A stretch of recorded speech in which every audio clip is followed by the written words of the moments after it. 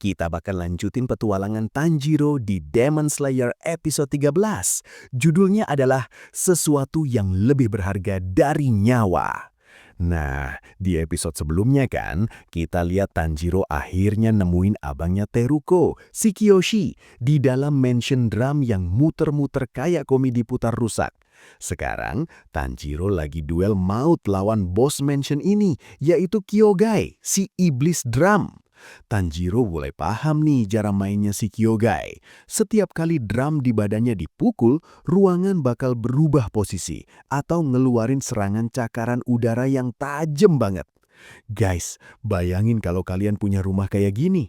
Mau ke kamar mandi aja harus nunggu drum dipukul dulu. Salah-salah malah kelempar ke dapur. Capek deh. Tanjiro berusaha nggak nyerah meskipun badannya masih benyek gara-gara luka lama. Dia teriak, "Aku bakal habisin kamu!" yang bikin Kyogai makin emosi jiwa. Sementara itu, di lorong lain, si kuning Zenitsu dan bocah kecil Shoichi lagi lari-larian gak jelas.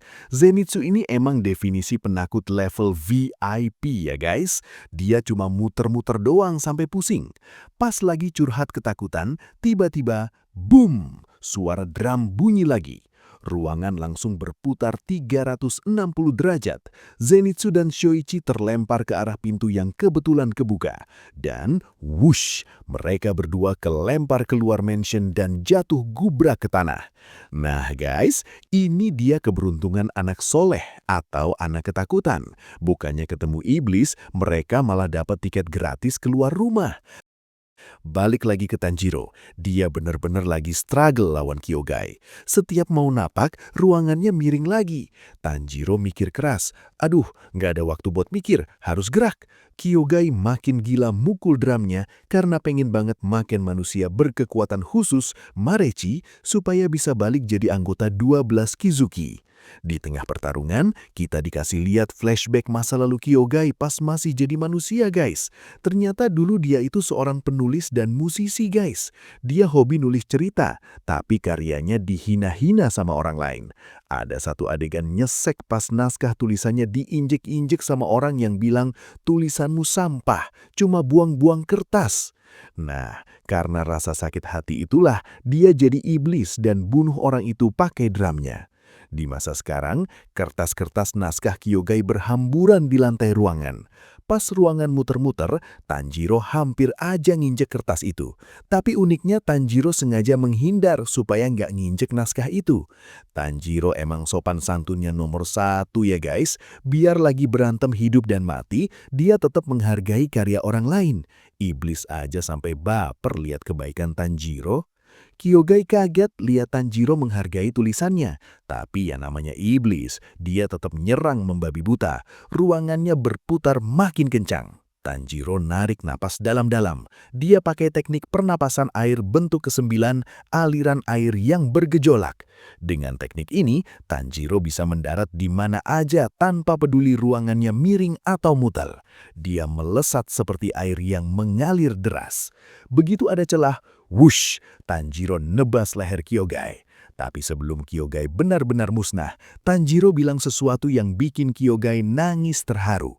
Dia bilang, teknik darah iblismu sangat luar biasa, tapi aku nggak bisa maafkan kamu karena sudah bunuh orang. Kyogai pun menghilang jadi abu dengan perasaan tenang karena akhirnya ada yang mengakui bakatnya.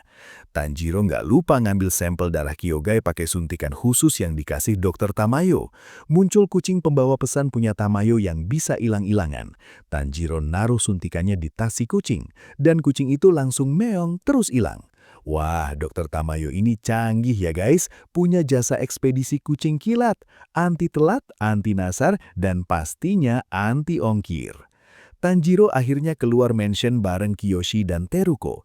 Tapi pas sampai di halaman, dia kaget setengah mati lihat pemandangan di depannya. Si kuning Zenitsu lagi dipukulin abis-abisan sama si mas-mas bertopeng babi hutan Inoseku.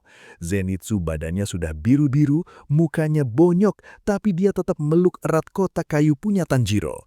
Inoseku teriak-teriak nyuruh Zenitsu minggir karena dia tahu di dalam kotak itu ada iblis, Nezuko. Tapi Zenitsu tetap nggak mau lepasin. Kenapa Zenitsu berani padahal dia penakut? Ternyata Zenitsu punya pendengaran super tajam. Dia tahu di dalam kotak itu ada iblis, tapi dia juga dengar suara detak jantung Tanjiro yang sangat lembut dan jujur. Karena Tanjiro bilang kotak ini lebih berharga dari nyawanya, Zenitsu mutusin buat jagain kotak itu mati-matian sebagai bentuk persahabatan.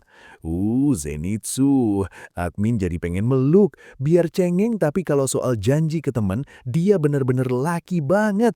Inoseku mah emang dasar babi hutan, sukanya main seruduk. Inoseku makin emosi. Dia udah mau nancepin pedangnya ke Zenitsu dan kotak itu. Zenitsu cuma bisa merem sambil pasrah dipukulin. Pas Inoseku baru aja mau ngangkat pedangnya lagi, duar! Tanjiro datang dengan aura kemarahan yang luar biasa gede.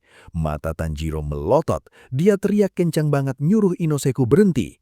Inoseku yang liar malah makin senang dapat lawan baru. Dan episode pun berakhir dengan adegan Tanjiro yang lari kencang mau nangkis Inoseku.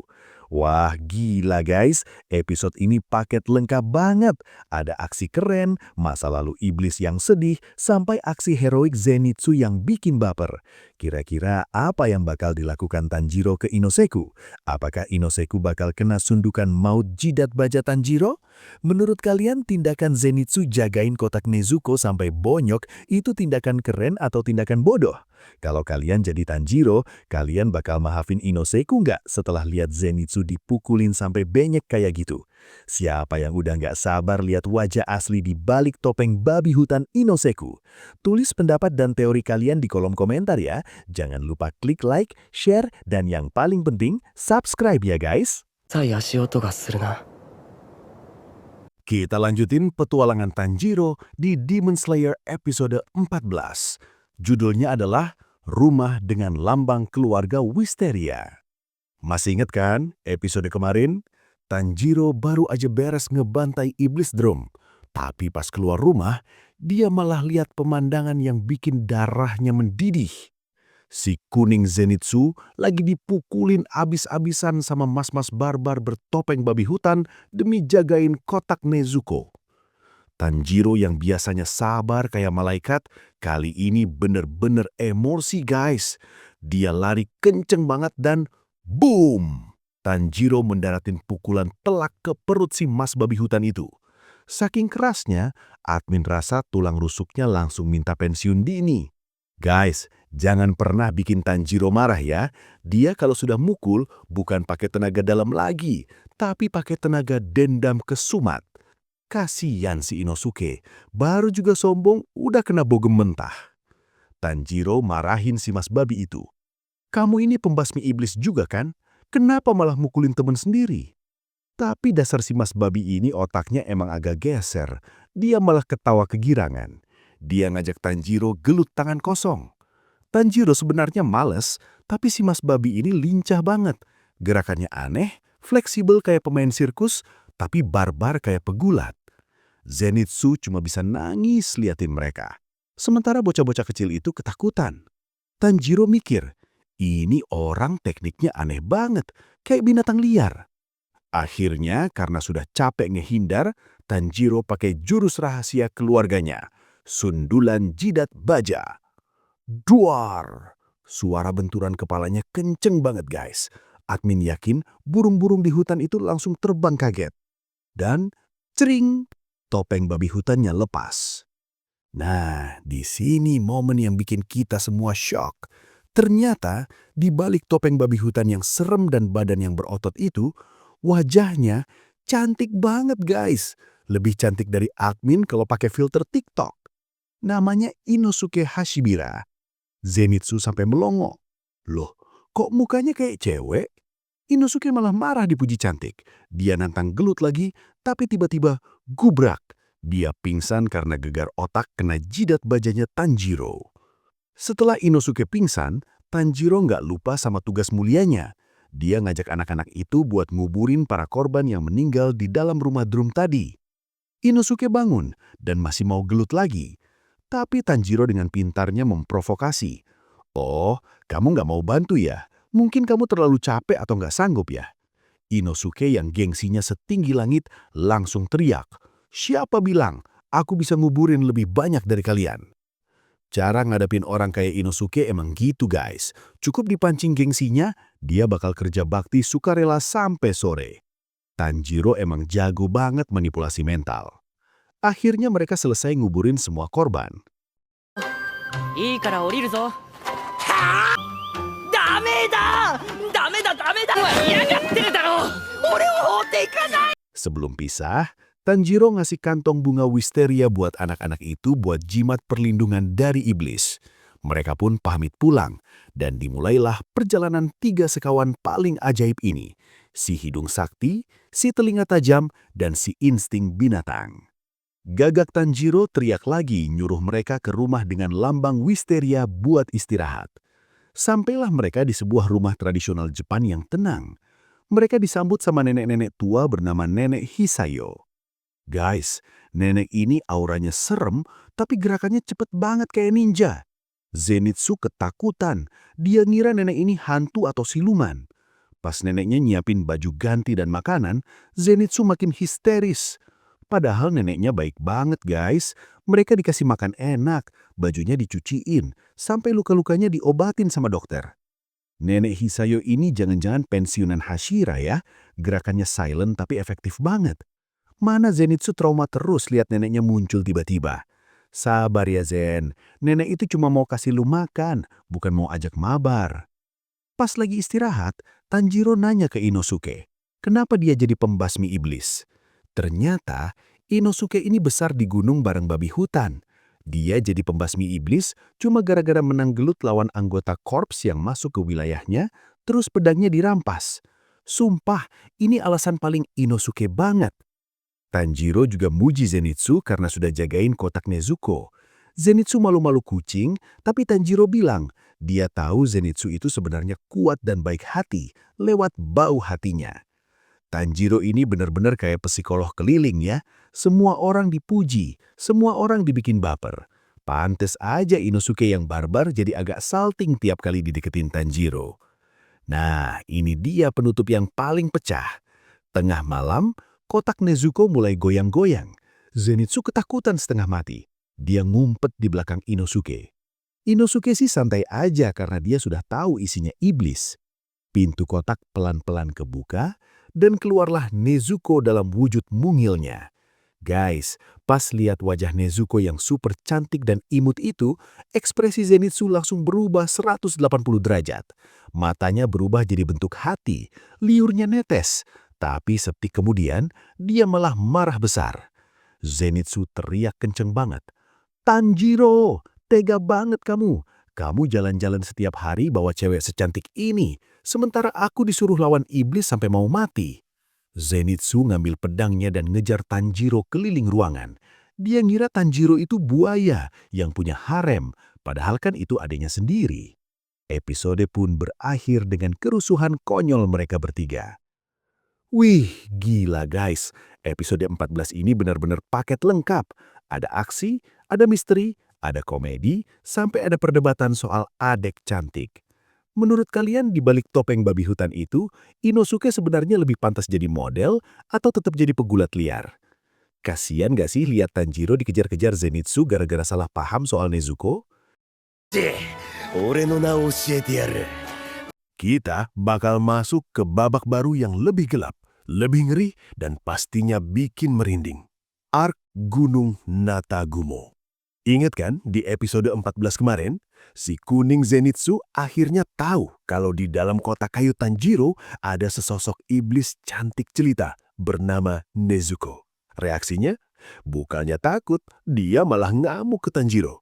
Dia mikir Tanjiro itu buaya darat yang jalan-jalan bawa cewek cantik tiap hari. Padahal kan itu adiknya sendiri.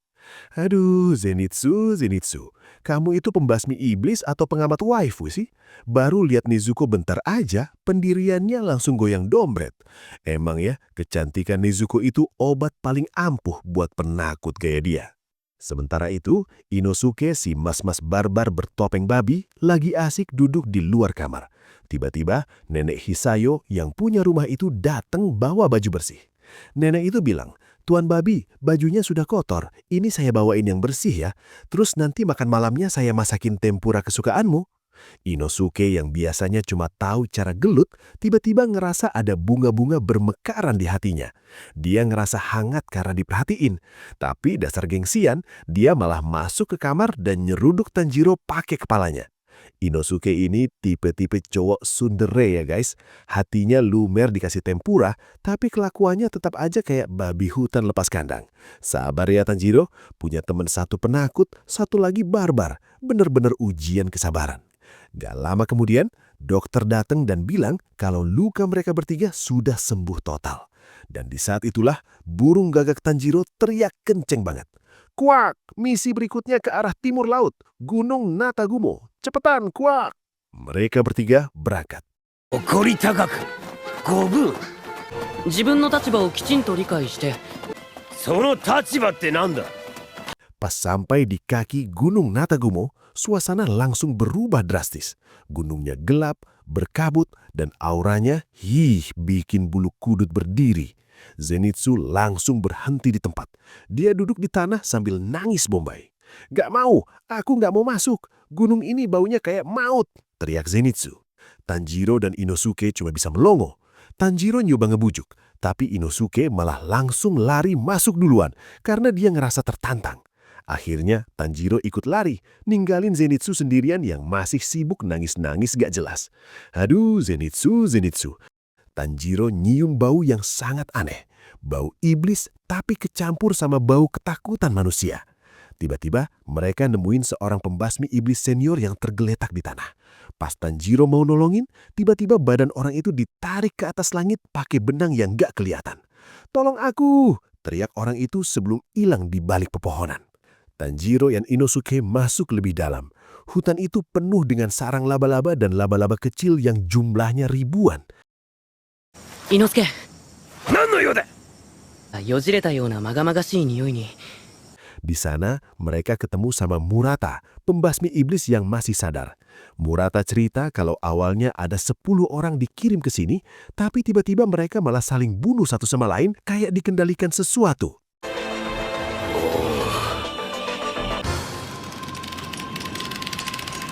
Benar aja guys, tiba-tiba muncul rekan-rekan pembasmi iblis lainnya yang gerakannya kaku kayak boneka marionet. Mereka nyerang Tanjiro dan Inosuke.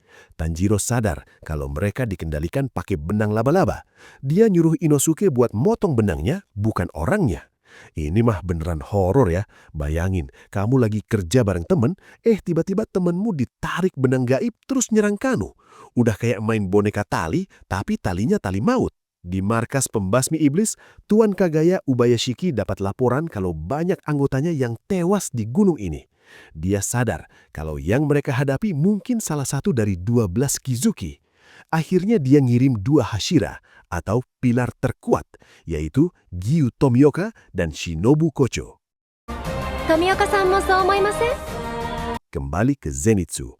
Dia sadar kalau kotak Nezuko dibawa Tanjiro masuk ke hutan.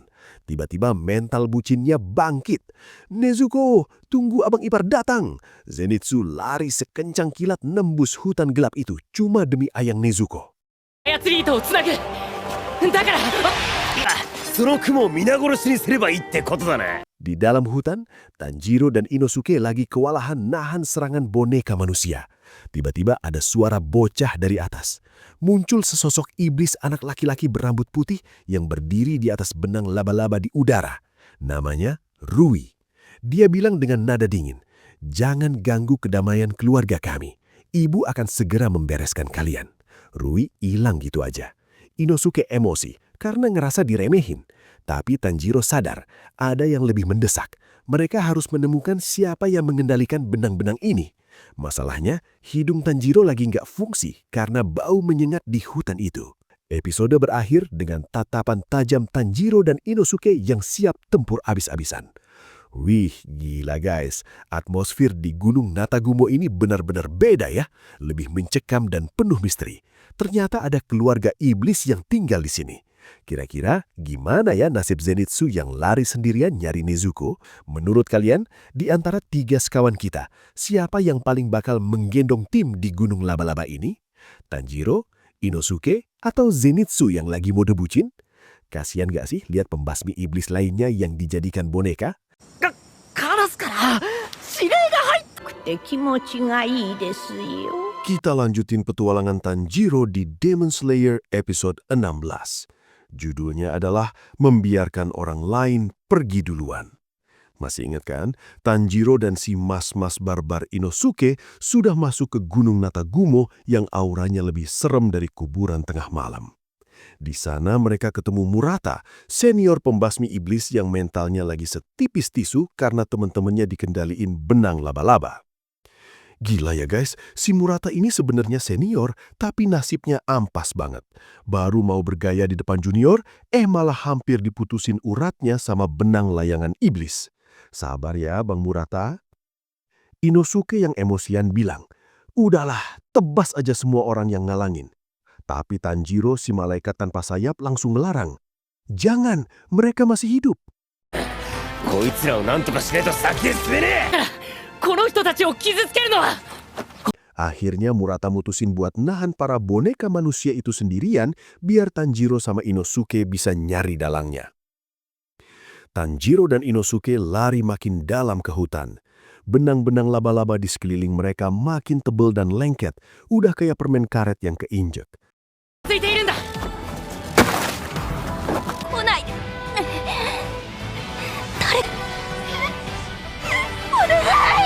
Sementara itu, kita diperlihatkan sosok ibu iblis laba-laba yang lagi duduk di atas batu besar. Dia ketakutan setengah mati. Kenapa dia takut? Karena tiba-tiba muncul sesosok bocah iblis berambut putih namanya Rui. Rui ini auranya dingin banget, lebih dingin dari es campur yang kelamaan di kulkas. Rui bilang ke ibunya, lama banget sih beresinnya. Kalau kamu nggak becus, aku bakal lapor ke ayah loh. Waduh, ini keluarga iblis tapi hubungannya toksik banget ya guys. Ibunya diancam-ancam sama anaknya sendiri. Fix ini rumah tangga yang butuh konsultasi ke Kak Seto segera. Gara-gara diancam, si ibu iblis jadi panik. Dia narik benang-benangnya makin kenceng sampai bunyi krak-krak. Itu suara tulang pembasmi iblis yang patah karena dipaksa gerak. Ngeri banget. Di tengah hutan, Tanjiro dihadang sama seorang pembasmi iblis cewek yang lagi nangis. Tangannya gerak sendiri mau nebas Tanjiro. "Tolong aku, tulangku sudah patah semua," teriak si cewek. Inosuke mau langsung hajar, tapi Tanjiro punya ide brilian. Dia lari muterin si cewek, terus dengan gerakan akrobatik, Tanjiro ngelempar badan cewek itu ke atas dahan pohon besar biar nyangkut. Dengan begitu, benangnya jadi kusut di dahan pohon dan si cewek nggak bisa gerak tapi tetap aman. Nah guys, lihat tuh kecerdasan Tanjiro. Inosuke yang lihat itu bukannya kagum, malah kesel karena kesalip idenya. Dia langsung ikut-ikutan ngelempar pembasmi iblis lain ke pohon sambil teriak, "Gue juga bisa!" Dasar babi hutan gengsian. Tapi kesenangan itu cuma bentar. Si ibu iblis yang ngerasa bonekanya nggak guna langsung mutusin leher mereka semua dari jauh. Krek! Dalam sekejap, pembasmi iblis yang tadi ditolong Tanjiro meninggal semua. Tanjiro shock, amarahnya langsung naik ke ubun-ubun. Karena boneka manusianya habis, si ibu iblis ngeluarin kartu asnya. Iblis raksasa tanpa kepala. Monster ini gede banget, tangannya punya bilah pedang panjang dan dia dikendalikan benang yang super kuat. Inosuke langsung nerjang tanpa mikir. Akibatnya, dia kena sabet dan luka-luka. "Nggak punya kepala kok kuat banget," keluh Inosuke. Tanjiro jelasin kalau monster ini nggak punya titik lemah biasa karena lehernya aja nggak ada. Gimana mau nebas leher kalau lehernya aja nggak ada? Ini monster fix hobi nge-gym tapi lupa pasang kepala pas berangkat. Tapi tenang, duo maut kita mulai kerjasama nih. Tanjiro nyuruh Inosuke buat jadi tumpuan. Tanjiro melompat tinggi, tapi monster itu masih kuat. Akhirnya mereka pakai serangan kombinasi. Inosuke motong kakinya, Tanjiro motong tangannya, dan terakhir Inosuke pakai teknik pernafasan binatang buat motong badan monster itu secara diagonal. Zras! Monster itu akhirnya hancur jadi abu. Setelah monster itu kalah, Inosuke saking semangatnya langsung ngelempar Tanjiro ke langit. "Sana, lu terbang, cari itu iblis!" teriak Inosuke. Yang melayang di udara langsung mencium bau ketakutan dan kesedihan yang luar biasa. Dia lihat si ibu iblis laba-laba lagi gemetar. Pas Tanjiro mau pakai teknik pernafasan air yang kuat, dia lihat si ibu iblis malah ngelepas benangnya dan merentangkan tangan. Dia menyerah. Dia pengen mati supaya bebas dari siksaan keluarganya yang kejam. Tanjiro yang peka langsung ngerubah tekniknya di udara. Dia pakai pernafasan air bentuk kelima, Hajan yang memberkati setelah kemarau. Nah guys, ini adalah jurus paling estetik di Demon Slayer. Tebasannya nggak sakit sama sekali, malah rasanya kayak mandi air hujan yang sejuk. Tanjiro emang pembunuh paling sopan sedunia. Pas kepalanya pelan-pelan jadi abu, si ibu iblis ngerasa damai banget. Dia ngeliat mata Tanjiro yang jernih dan teringat masa lalunya saat masih jadi manusia yang punya keluarga menyayangi, bukan keluarga monster kayak sekarang. Sebelum benar-benar hilang, dia ngasih peringatan terakhir ke Tanjiro. Hati-hati, salah satu dari 12 Kizuki ada di gunung ini. Tanjiro kaget setengah mati. Dia sadar kalau musuh yang beneran baru aja dimulai. Wih, gila guys. Episode 16 ini benar-benar campur aduk. Ada aksi barbar Inosuke, kecerdasan Tanjiro, sampai momen sedih si ibu iblis. Ternyata di balik sosok iblis yang jahat, ada jiwa yang pengen banget diselamatin. Jangan lupa klik like, share, dan pastinya subscribe biar admin makin semangat lanjutin recap episode 17 yang pastinya bakal makin pecah. Sampai jumpa di episode selanjutnya. Kuak-kuak.